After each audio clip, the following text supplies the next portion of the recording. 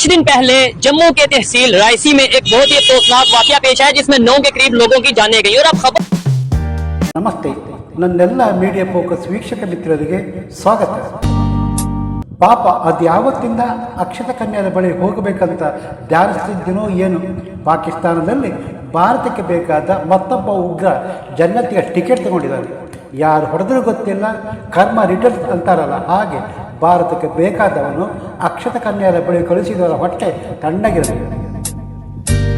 ಸ್ನೇಹಿತರೆ, ಮೊನ್ನೆ ಕಾಶ್ಮೀರದಲ್ಲಿ ಯಾತ್ರಾರ್ಥಿ ಬಸ್ ಮೇಲೆ ದಾಳಿ ನಡೆಸಿದ್ರಲ್ಲ, ಅದರ ಮಾಸ್ಟರ್ ಮೈಂಡ್ ಪಾಕಿಸ್ತಾನದಲ್ಲಿ ಕೊಂದು ಹಾಕಲಾಗಿದೆ ಎನ್ನುವ ಸೋಷಿಯಲ್ ಮೀಡಿಯಾದಲ್ಲಿ ವೈರಲ್ ಆಗುತ್ತಿರುವ ಸುದ್ದಿ ನಿಜವಾಗಲಿ.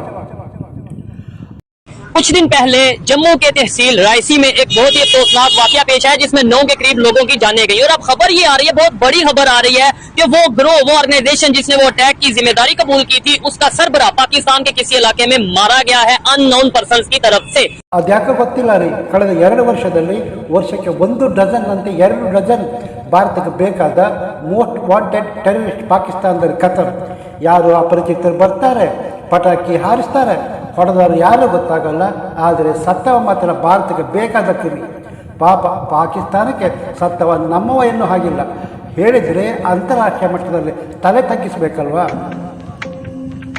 ಆವತ್ತು ಜೂನ್ 9 ಜಮ್ಮು ಮತ್ತು ಕಾಶ್ಮೀರ ರಿಯಾಸಿ ಜಿಲ್ಲೆಯಲ್ಲಿ ನಡೆದ ಭೀಕರ ಭಯೋತ್ಪಾದಕರ ದಾಳಿಗೆ ಕಂದಮ್ಮ ಸೇರಿ 9 ಮಂದಿ ಯಾತ್ರಾರ್ಥಿಕರು ಮೃತಪಟ್ಟರೆ 40ರಷ್ಟು ಪ್ರಯಾಣಿಕರು ಗಾಯಗೊಂಡಿದ್ದರು. ಅತ್ಯಂತ ಹೇಯ ಕೃತ್ಯದ ಸಂಚು ರೂಪಿಸಿದವ ಎನ್ನಲಾಗಿದ್ದ ವ್ಯಕ್ತಿಯ ಅಕ್ಷತ ಕನ್ಯಾದ ಬಳಿಗೆ ಪಾರ್ಸಲ್ ಮಾಡಲಾಗಿದೆ. ಹತ್ಯೆಯಾದ ರಿಯಾದ್ ದಾಳಿ ಮಾಸ್ಟರ್ ಮೈಂಡ್ ಅಂತಲೇ ಬಿಂಬಿಸಿ ಸೋಷಿಯಲ್ ಮೀಡಿಯಾದಲ್ಲಿ ಸುದ್ದಿ ವೈರಲ್ ಆಗುತ್ತದೆ. ಹತ್ಯೆ ಸಂಗತಿ ಪಾಕಿಸ್ತಾನ ಮಾಧ್ಯಮಗಳು ವರದಿ ಮಾಡಿವೆ. ವಿಶೇಷ ಎಂದರೆ ಪಾಕಿಸ್ತಾನದಲ್ಲಿ ಉಗ್ರರ ಹತ್ಯೆ ಹೆಚ್ಚುತ್ತಿದೆ. ಅಪರಿಚಿತರ ಗುಂಡಿನ ದಾಳಿಗೆ ಉಗ್ರರು ರಫನ್ ಆಗುತ್ತಿದ್ದಾರೆ. ಇದಕ್ಕೆ ಪ್ರೂಫ್ ಬೇಕಾ? ಬೇಹುಗಾರಿಕಾ ಆರೋಪ ಹೊತ್ತು ಪಾಕಿಸ್ತಾನದ ಜೈಲಲ್ಲಿದ್ದ ಭಾರತೀಯ ಪ್ರಜೆ ಸಬ್ಜಿರ್ ಸಿಂಗ್ ಹತ್ಯೆ ಮಾಡಿದ್ದ ಅಲ್ಮೀರ್ ಸರ್ಫರಾಜ್ ಆಲಿಯಾಸ್ ತಾಂಬಾ ಕ್ರಿಮಿ ಏಪ್ರಿಲ್ 14ರಂದು ಪಾಕಿಸ್ತಾನ ಲಾಹೋರ್ನಲ್ಲಿ ಅಪರಿಚಿತ ವ್ಯಕ್ತಿಗಳ ದಾಳಿಗೆ ಹೆಣವಾಗಿದ್ದಾರೆ. ರಿಯಾದ್ ದಾಳಿ ನಂತರ ಪಾಕಿಸ್ತಾನದಿಂದ 4 ಭಯೋತ್ಪಾದಕರು ಕಾಶ್ಮೀರ ಕತ್ವಾ ಹೀರಾನಗರಕ್ಕೆ ಎಂಟ್ರಿ ಕೊಟ್ಟಿದೆ. ಅಲ್ಲೊಂದು ಮನೆಗೆ ವಿಸಿಟ್ ಮಾಡಿ ಕುಡಿಯೋದಕ್ಕೆ ನೀರು ಕೇಳಿದೆ. ಅಪರಿಚಿತರ ಬಳಿ ಹತ್ಯಾರ ಕಂಡ ಮನೆಯವರು ಓಡೋದಕ್ಕೆ ಶುರು ಮಾಡಿದ್ದಾರೆ. ಕರ್ಮ ರಿಟರ್ನ್ ಅನ್ನೋದೇ ಇದಕ್ಕೆ. ಓಡುತ್ತಿರುವವರ ಮೇಲೆ ಅಪರಿಚಿತರು ಗುಂಡು ಹಾರಿಸಿದ್ದಾರೆ. ಇಷ್ಟು ಸಾಕಿತ್ತು ಟೆರರಿಸ್ಟ್ ಎಂಟ್ರಿ ಆಗಿದೆ ಎನ್ನುವುದಕ್ಕೆ. ಯೋಧರ ಎಂಟ್ರಿ ಆಗಿದೆ. 2 ಯಕ್ಷತಾ ಕನ್ಯರ ಬಳಿ ಕಳುಹಿಸಿದರೆ ಮತ್ತಿಬ್ಬರ ಬಂಧಿಸಿದ್ದಾರೆ. ಶಸ್ತ್ರಾಸ್ತ್ರ ವಶಪಡಿಸಿಕೊಳ್ಳಲಾಗಿದೆ. ಕಣಿವೆ ರಾಜ್ಯದಲ್ಲಿ ಭಯೋತ್ಪಾದಕ ದಾಳಿ ನಂತರ ಪ್ರಧಾನಮಂತ್ರಿ ನರೇಂದ್ರ ಮೋದಿ ಹಾಗೂ ಗೃಹ ಸಚಿವ ಅಮಿತ್ ಶಾ ಭದ್ರತಾ ಸಲಹೆಗಾರ ಅಜಿತ್ ದೋವಲ್ ಜೊತೆ ಸಭೆ ನಡೆಸಿದ್ದಾರೆ. ಜಮ್ಮು ಮತ್ತು ಕಾಶ್ಮೀರದ ರಿಯಾಸಿಯ ಭಯೋತ್ಪಾದಕ ದಾಳಿಗೆ ಸಂಬಂಧಿಸಿ 50 ಜನರ ಬಂಧಿಸಲಾಗಿದೆ ಎನ್ನಲಾಗುತ್ತಿದೆ. ರಿಯಾಸಿ ನಂತರ ಕುತುವಾ ಮತ್ತು ದೋಡಾದಲ್ಲಿ ಉಗ್ರರು ದಾಂಧಲೆ ಎಬ್ಬಿಸಿದ್ದು 3 ಉಗ್ರರನ್ನು ಹತ್ಯೆ ಮಾಡಲಾಗಿದೆ.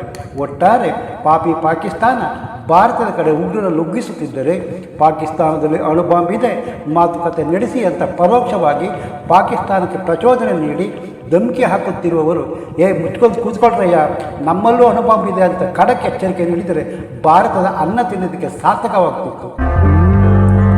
ಸ್ನೇಹಿತರೆ, ಇದಿಷ್ಟು ರಿಯಾಜ್ ಬಸ್ ದುರಂತ ಭಯೋತ್ಪಾದಕರ ಜನ್ನತಿಗೆ ಹೋದ ಕತೆ. ನೀವಿನ್ನು media focus YouTube channel subscribe ಆಗಿರದಿದ್ದರೆ ತಕ್ಷಣ ಸಬ್ಸ್ಕ್ರೈಬ್ ಆಗಿ ಕಮೆಂಟ್ ಮಾಡಿ. ಮತ್ತೊಂದು ಹೊಸ ವಿಷಯದೊಟ್ಟಿಗೆ ನಿಮ್ಮ ಮುಂದೆ ಬರುತ್ತೇನೆ.